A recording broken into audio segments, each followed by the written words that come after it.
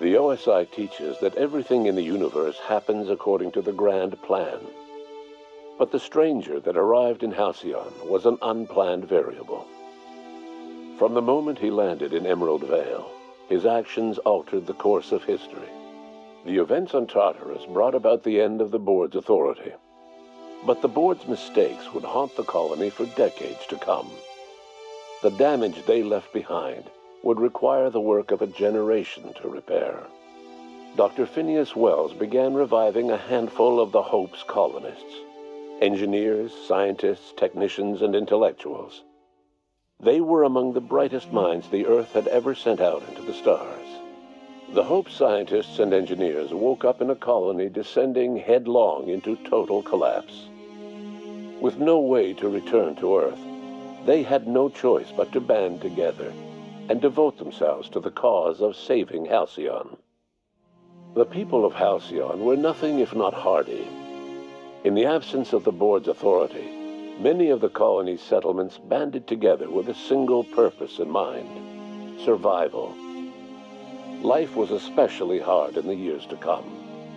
Some towns dissolved by attrition and starvation, but most of them found a way to carry on.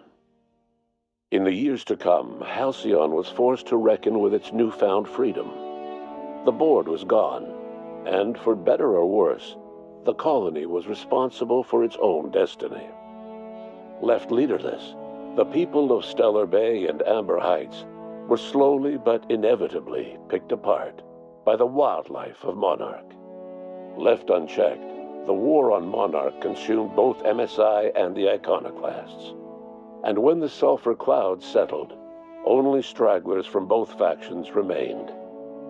Some found their way to Sublight, some to Terra 2, and some lived their final years fighting for food in the wilderness. In the end, only the beasts remained. Without Lilia Hagen, Sublight Salvage fell apart. The company fractured, devolving into a series of unregulated criminal gangs, fences, and smugglers. Their facade of legitimacy quickly faded. In time, the Sublight family was forgotten. Over the years, the ruins of Edgewater caused irreversible environmental damage to the landscape of Emerald Vale, owing largely to the presence of toxic compounds in the town's building materials. As for Edgewater's former workers, their remains provided a source of nourishment for the region's fauna, leading to an explosion in the sprat population. The loss of Junlei Tennyson hit the Groundbreaker hard, and even threatened to undercut the ship's independence. Taking up the example of their fallen captain, citizens banded together and rallied anew for the Groundbreaker's autonomy. Junlei was remembered as a folk hero, the spark that ignited a flame, heralding a new age of proud defiance against anyone who would challenge the Groundbreaker's sovereignty. The rediscovery of the Hope and the abandonment of the lifetime employment program forced Byzantium to come to terms with some uncomfortable realities about the state of Halcyon. While Byzantines were reluctant to surrender the luxuries they'd grown accustomed to, the board's diminished authority gave them little choice in the matter. Nearly everyone had to learn to make do with less. Some even had to get jobs. It was a dark time indeed. Even the Gorgon asteroid, though a distant enigma to most of Halcyon, felt the aftershocks of your actions. The Gorgon project created divisions among Wells' newly awakened scientists. Many wanted to let the facility and its failures rot, but others saw an opportunity to improve the work of the original scientists, and perhaps the lives of Halcyon's masses. With no one to champion the project, however, the promise of Adrena time faded, and the Gorgon facilities fell into disuse once more. Lucian Bancroft had high hopes for Project Gorgon.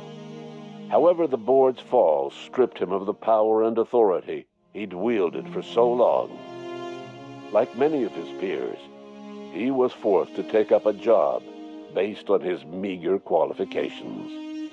He was relegated to dirt farming, in the marauder-infested outskirts of Terra 2.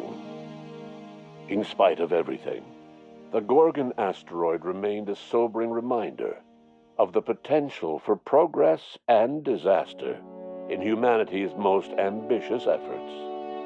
The Rizzo's company in Halcyon dissolved after the collapse of the board. The Eridanos atmospheric complex developed a notorious reputation as a derelict settlement populated by grinning killers. These stories kept the infection safely contained until a group of salvagers braved the complex and stole 20 crates of Spectrum Brown. Inside these crates, long-dormant parasites began to stir. In the absence of board regulation, Spectrum Brown made its way across the colony by passing hands between the desperate, the apathetic, and the lonely. A few settlements tried and failed to ban Spectrum Brown. The drink became a dangerous escape for anyone who dreamed of happier days. Before his untimely death, Captain Alex Hawthorne had plans to restore and modify, for combat purposes, a sanitation and maintenance automechanical that he'd found in a state of disrepair in Emerald Vale's scrapyard. That unit remains broken down and forgotten in the unreliable supply closet to this day. As for Dr. Phineas Wells, he spent his remaining years in his orbital lab. He was never able to come to terms with his own past, troubled by the decision of placing all his faith in the first colonist he ever revived, the infamous Captain of the Unreliable. The revival project yielded mixed results. Phineas, weighed down by limited support and his own guilt, struggled to revive more than a handful of scientists and engineers. They made a heroic effort to solve the colony's problems, but with small numbers and facing long odds, their solutions never caught on.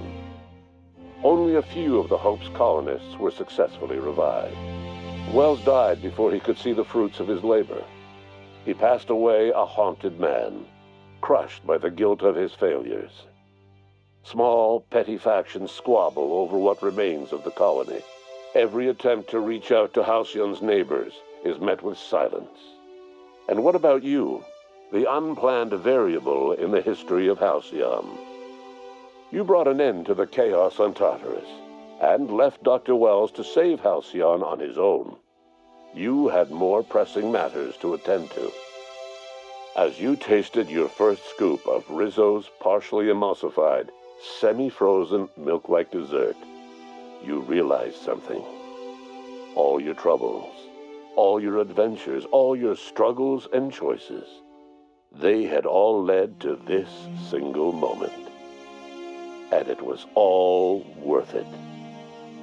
No one knows what's happened to Earth, and no one knows what the future has in store for Halcyon. All we know for certain is this: the name of the Unreliable and that of its intrepid captain will remain the subject of countless stories for years to come.